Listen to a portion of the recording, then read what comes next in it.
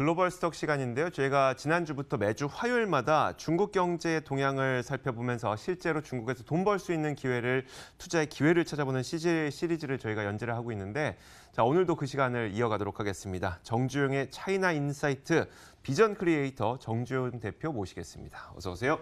네. 자, 보니까 오늘은 저희한테 알리바바라는 기업을 좀 집중 탐구해보는 시간을 가져본다고 준비를 해주셨더라고요. 보니까 실적 발표를 했었는데 여기에서 시사하는 바가 있다면서요? 네. 일단은 알리바바는 중국의 어떤 데이터 플랫폼, 중국이 데이터 제국으로 이제 성장해 나간다고 말씀드렸는데 상징하는 기업 두 개죠. 알리바바, 텐센트. 알리바바는 상인 정신을 상징하고요. 상인 정신이요? 중국 상인, 뭐 절강 상인, 뭐 아주 상인. 중국 사람들은 이게 뼛속까지 돈을 좋아하고 이제 상인 정신이 투철하잖아요. 네네. 예, 유태인하고 중국 사람이 아마 상인 정신이 가장 투철할 겁니다. 그런 측면에서 알리바바를 바라봐야 되고 이름도 알리바바 뭐 나와라 뿅 이런 건데 텐센트는 이제 관시의 중국 사람. 예, 중국 사람 하면 이제 관시가 이제 문화가 이제 핵심이죠. 그래서 춘절 때도 막 자기의 이제 혈육을 찾기 위해서 막 고향으로 엄청나게 이제 가고. 근데 지금 중국의 어떻게 보면은 신유통, 그래서 유통의 새로운 바람을 만들고 있는 게 알리바바고, 이 흐름이 저는 주목을 해야 된다고 봅니다. 이게 어떻게 보면은 중국이 세계에서 가장 유통 측면에서 온 오프라인 융합, 그리고 새로운 데이터 플랫폼이 오프라인을 어떻게 보면 다 장악하는 그런 현상이 확산이 되고 있는 그런 나라가 중국인데 거기에서 가장 선도적인 역할을 하고 있는 기업이 알리바바. 그래서 오늘 소개를 드리려 하고, 또 때마침 지난주에 분기 실적 발표가 나왔는데 40% 넘게 분기 실적이 전년 대비 올랐어요. 그러면 우리는 이제 중미 무역 전쟁이라고 이제 중국 기업들 다 망할 거다. 당연히 안 좋을 거라고 생각했죠. 근데 미국에 상장된 알리바바 주가 계속 올라가고 있고요. 실적도 40%면은 사실 어떤 웬만한 제조 기업이 40% 연간 성장하는 거는 상상하기 쉽지 않습니다. 그렇죠. 거기다가 이익과 모든 것들이 증가하고, 거기다가 이제 클라우드 컴퓨팅 분야에서 이제 아마존도 AWS 사업 부분이 엄청 크고 캐시카우잖아요. 마찬가지입니다. 알리바바도 중국판 아마존이기 때문에 클라우드 사업이 늘어나고 있고, 유저도 지금 7억 5천만 명이니까 엄청나게 많은 7억 5천만 명. 과거에 상장했을 때 한 3억 명 수준이었는데 지금 2배 이상 성장을 했습니다. 꾸준히 늘어나고 있고, 중국에는 전체 모바일 인구는 11억 명 정도 되고요. 텐센트 위챗 유저가 11억 명이니까 아직 알리바바는 성장할 룸이 더 있는 겁니다. 7억 명이라고 말씀하셨지만 전 세계 이용자가 7억 명이라는 거겠죠? 중국 내 이용자 말씀하시는 근데 거의 알리바바 뭐 이커머스를 활용하는 사람은 중국 사람이라고 봐야 되고요.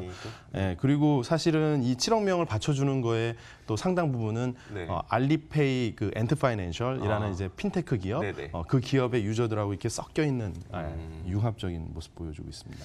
자, 알리바바가 그 중국의 이런 내수 시장을 공략하기 위해서 어떤 노력들을 했는지가 궁금한 게, 어떻게 기업이 1년 만에 42%라는 성장률을 기록을 할까? 주가 성장률이 아니라 실적 성장률인 실적이죠. 거잖아요. 그러니까 이 실적의 근간에는 사실은 온라인으로만은 한계가 있어요. 그래서 지금 영역을 확장하는 게 무서운 게 저는 오프라인에 있다고 봅니다. 그래서 최근 한 2, 3년 동안 마인 회장이 관심을 가지고 투자를 뭐 조 단위로 곳곳에 투자를 했는데, 대부분이 어디냐면 오프라인 가전, 수닝 전자, 중국의 하이마트인데 2대 주주가 알리바바입니다. 우리로 치면 하이마트를 쿠팡이 인수한 격이 되는 거예요.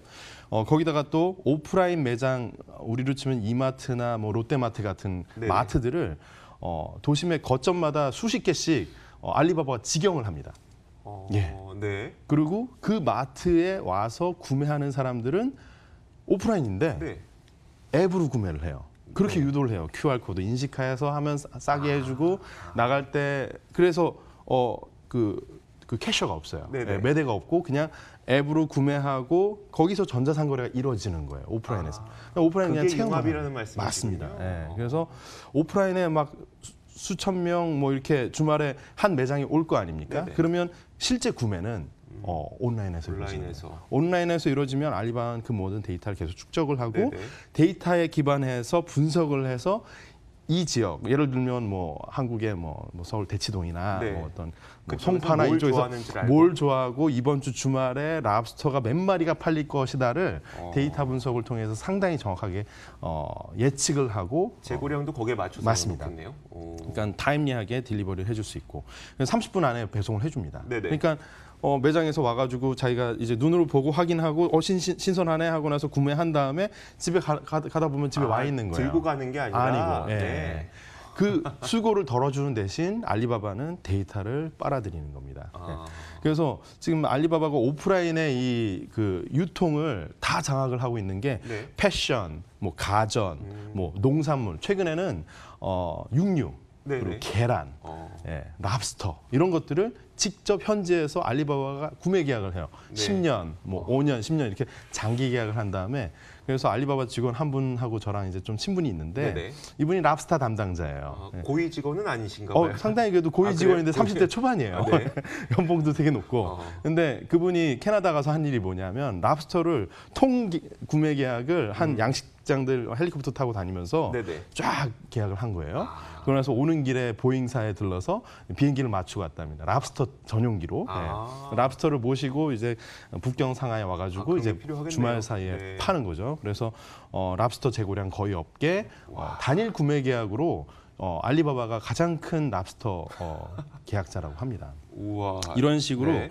농산물, 축산물, 해산물 뭐 이런 분야로 계속 확장을 하는데 지금 올해 내년 관심 가질 만한 건 한국에도 마켓컬리 같은 게 있죠. 네네. 쿠팡 프레시 같은 게 네. 이게 신선 제품이 이제 이커머스로 들어오게 되는 건데 이 현상이 알리바바 훨씬 가속화됐고 지금 이미 오프라인 그 신선 뭐 이런 우리 마트 같은 것들을 중국 전역에 한 600개 이상 갖고 있는 그 리테일 체인점의 2대 주주가 또 알리바바입니다. 저는 처음에 그 대표가 오프라인 매장을 지금 좀 세우고 있다고 해서 좀 의아했었거든요. 우리나라에서 지금 대형 유통공룡들 가운데 우리나라 대형 유통공룡들 가운데 가장 문제점이 그 오프라인 매장 때문에 지금 고전을 면치 못하고 있는 상태인 거잖아요. 근데 듣고 보니까 오프라인 매장은 그냥 쇼윈도어인 거고 실제 결제와 그 데이터는 온라인을 통해서 이루어지는 그런 융합을 또 펼치고 있다는 얘기네요. 사실 살짝 바꿔 말하면 쇼윈도우기도 하지만 도심에 가장 가깝고 소비자들한테 가장 가까운 물류창고입니다.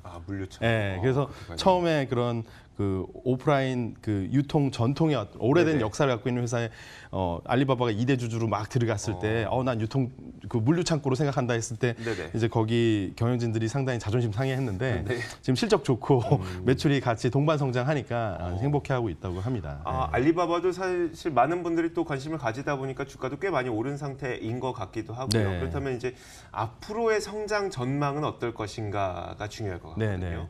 추가로 성장하는 거는 또 도약적인 성장이 또 필요할 것 같아요. 그래서 이러한 전략적 포석을 또 깔아놓은 걸 우리가 확인을 해야 됩니다. 최근에 알리바바가 가장 돈을 많이 쓴 게 12조 원에 달하는 돈을 한국으로 치면 배달의 민족, 중국의 얼르마라고 있습니다. 음식 배달을 해주는 업체예요. 그럼 갑자기 전자상거래 업체가 왜 배달 업체한테 투자를 했을까? 최근에 이제 마윈 회장님이나 아니면 그 경영진들의 어떤 문구들을 보면은 뭘 확인할 수 있냐면 오프라인 융합, 물류와 유통을 모두 아우르는 전체 생태계 전략을 봐야 되는데요. 그러니까 배달맨이 음식을 음식점에서 소비자한테 갖다 주면서 동시에 랍스터도 포장해서 갖다 줄 수 있는 거고 그리고 전자상거래로 구매한 가전제품도 갖다 줄 수 있는 거예요. 길거리에 수십만 명의 그 오토바이 타고 다니는 이제 택배 기사님들이 이제 알리바바 생태계로 쏙 들어오게 된 겁니다. 그래서 얼르마를 인수한 이 행보가 상당히 주목할 만하다 생각하고 오프라인에 말씀드린 그런 슈퍼뿐만 아니라 이제는 레스토랑 모든 것들 다 이제 그 알리바바가 어떻게 보면 아우를 수 있는 그런 영역이라고 할 수 있죠.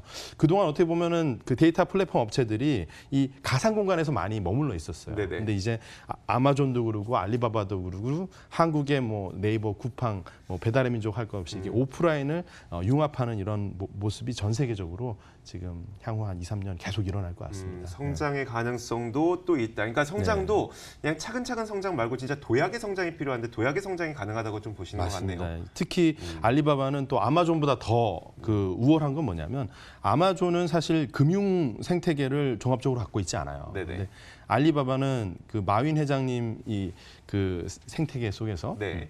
알리페이, 그렇죠? 엔트 파이낸셜이라고 합니다. 네네. 엔트 파이낸셜이라는 금융그룹은 세계에서 가장 큰 핀테크 회사예요. 120조 원, 150조 원으로 기업 가치가 추정이 되고 네. 비상장돼 있는 기업 중에 가장 기업 가치가 큽니다. 금융그룹으로 보면은 전 세계에서 10등 안에 들어요. 예, 네. 뭐 지금 보시듯이 뭐 JP 모건, ICBC, 뭐 골드만삭스 이렇게 있는데 엔트 파이낸셜이 그냥 금융그룹으로서 전 세계에서 10등 정도 합니다. 네네. 예, 그러니까 이게 뭐냐면 지금 중국 사람들 이제 그 젊은 분들 이제 결혼하러 할 때 이제 엔트 파이낸셜에 이제 신용 평가 지수가 있습니다. 쯔마 신용 평가를 예. 이쪽에서 한다고요? 네. 우리는 우리은행이나 이런 예, 데서 은행이나 이런 데서 하는데 여기서는 기존에 없었어요. 네. 엔트 파이낸셜이 잘 하다 보니까 네. 또 사람들이 현금 안 쓰고 알리페이 쓴 지가 한 10년 됐잖아요. 우리가 쿠팡 가서 신용 평가 받는 거잖아요. 그렇죠. 네. 근데 이제는 결혼할 때 네네. 그리고 비자 발급받을 때 네네. 심지어 650점 그 점수가 넘으면 싱가포르나 이런 데 주요 국가 가는데 비자가 면제됩니다. 알리바바 이런 것까지 해결을 해버려요. 그러니까 이제 장가 갈 때 장모님이 네. 중국에는 장모님 경제라는 게 있어요. 네네. 장가 갈 때 장모님한테 잘 안 보이면 장가도 못 간다. 근데 요즘에는 복잡하지 않아요. 그냥 엔트 파이낸셜 쯔마 신용 점수를 딱 보여주면은 650점 넘으면 훈남이구나. 그래서 재밌는 갈수 이야기는 있습니다. 많은데 저희가 네. 또 투자 전략으로 이제 마무리를 지어야 네. 되니까요. 네네. 그래서 투자 전략 측면에서 보시면은 네. 일단은 아마 비교 대상이 뭐 아마존 그리고 뭐 한국으로 보면 카카오 네. 그리고 뭐 지금 뭐 여러 가지 뭐 중국의 기업들 중에서도 징동상청이나 네네. 핀토또 이런 기업들이 있습니다. 근데 일단 아마존하고 비교를 해보면 네. 중국과 미국이 갖고 있는 이 시장 전체 사이즈의 규모를 좀 파악을 해봐야 돼요. 네. 아마존이 커버하고 있는 건 전 세계이기도 하지만 주요하게는 미국의 소비자입니다. 미국의 유저는 그렇죠. 사실은 전체 인구가 3억 명이 좀 넘기 때문에 네네. 3억 명이 넘어갈 수가 없죠. 근데 아까 말씀드린 것처럼 이미 알리바바는 거의 7억? 뭐 네. 7억 명이 되기 때문에 그리고 앞으로 11억 명까지 늘어날 가능성이 있기 때문에 네. 성장의 측면에서 더 나아갈 수 있다.